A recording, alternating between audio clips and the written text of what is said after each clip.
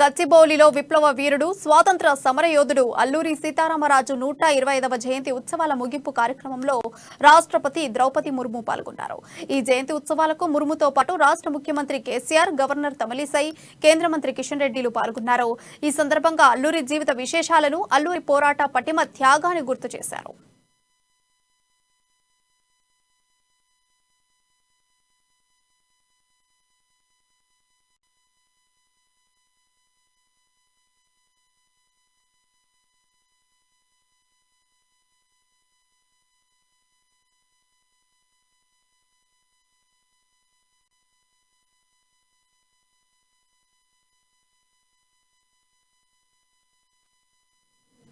అల్లూరి వంటి మహనీయుల చరిత్రను భవిష్యత్తు తరాలకు భద్రంగా అందించాల్సిన అవసరం ఉందని రాష్ట్రపతి ద్రౌపది ముర్ము అన్నారు.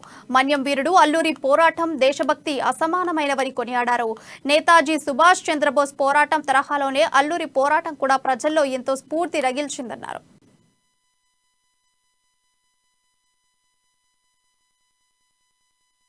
समारोह को मैं आजादी के अमृत महोत्सव से जुड़ी एक अत्यंत महत्वपूर्ण पर्व मनाती हूँ। आज का ये पर्व सभी देशवासियों को, विशेषकर युवा पीढ़ी को अल्लूरी सीताराम राजू की अनन्य देशभक्ति और साहसिकता से परिचित करने का अवसर भी। अन्याय और शोषण के विरुद्ध उनका संघर्ष तथा केवल 27 वर्षों की आयु में उनका बलिदान भारतीय स्वाधीनता संग्राम का गौरवपूर्ण अध्याय है। जिस प्रकार सरदार भगत सिंह पूरे देश के लिए स्वाभिमान और बलिदान का प्रतीक है, उसी प्रकार राष्ट्र गौरव के लिए मोर मिटने का आदर्श स्थापित करने वाले अल्लूरी सीताराम राजू देश భారత మాత గర్వించదగ్గ ముద్దుబిడ్డ అల్లూరి సీతారామరాజుని సీఎం కేసీఆర్ అన్నారు.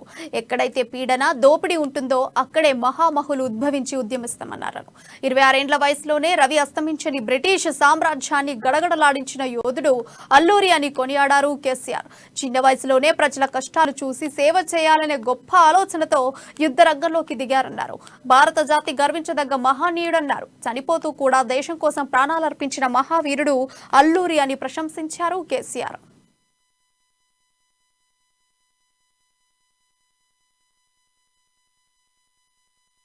అల్లూరి సీతారామరాజు పోరాట చైతన్యాన్ని, దేశభక్తిని కొత్త తరానికి ఘనంగా చాటి చెప్పాయని నేను విశ్వసిస్తా ఉన్నాను. మాననీయ భారత రాష్ట్రపతి శ్రీ ద్రౌపది ముర్ము గారి సమక్షంలో ఈ ఉత్సవాల ముగింపు కార్యక్రమం నిర్వహించడం చాలా ముదాహం, సముచితం కూడా.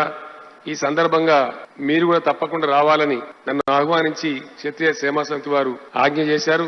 సినిమా యాక్టర్ కృష్ణ గారు ఒకవేళ అల్లూరి సీతారామరాజు సినిమా నిర్మించి ఉండకపోతే అందులో శ్రీశ్రీ లాంటి మహా కవి తెల్లవాడి గుండెల్లో నిదురించిన వాడా, మా నిదురించిన పౌరుషాన్ని రగిలించిన వాడా అనే పాట కూడా చాలా చాలా పాపులర్ అయింది. అల్లూరి ప్రేమికులందరూ కూడా ఆ పాట నిరంతరంగా ఉంటారు. తెలంగాణ ఉద్యమ సందర్భంలో కూడా నేను చాలా సార్లు ఈ పాట నా అల్లూరి సీతారామరాజు 125వ జయంతి ముగింపు వేడుకల్లో పాల్గొన్న గవర్నర్ తెలుగులో ప్రసంగించి ఔరా అనిపించారు.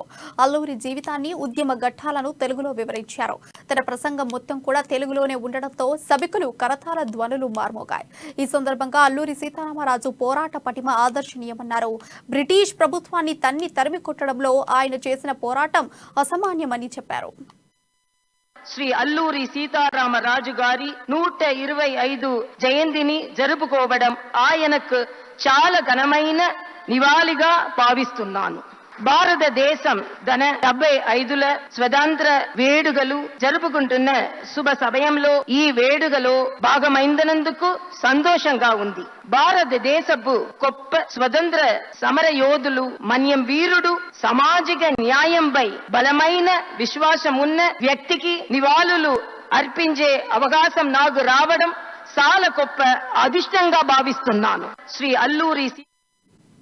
అల్లూరి సీతారామరాజు చరిత్రలో సజీవ సాక్ష్యంగా నిలిచారన్నారు కేంద్ర మంత్రి కిషన్ రెడ్డి. అల్లూరి సీతారామరాజు తెలుగు నేలపై స్వాతంత్ర్య ఉద్యమాన్ని నడిపించారన్నారు. బ్రిటిష్ గుండెల్లో తన ఉద్యమంతో గుబులు పుట్టించిన ధీరుడు అల్లూరి అని కిషన్ రెడ్డి పేర్కొన్నారు.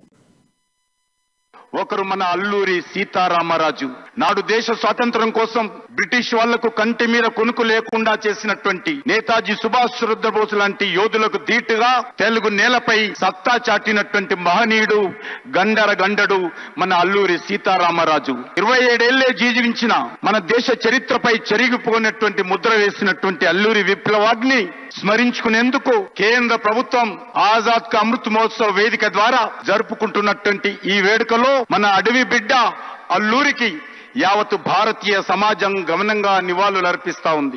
ఆజాద్ కా అమృత్ మహోత్సవ్ లో భాగంగా మన్యం వీరుడు విప్లవ జ్యోతి మన తెలుగు వీరుడైనటువంటి అల్లూరి సీతారామరాజు జయంతి ఉత్సవాలను సంవత్సరం పాటు మనం నిర్వహించుకోవడము చాలా సంతోషం. ఒకరు మన అల్లూరి సీత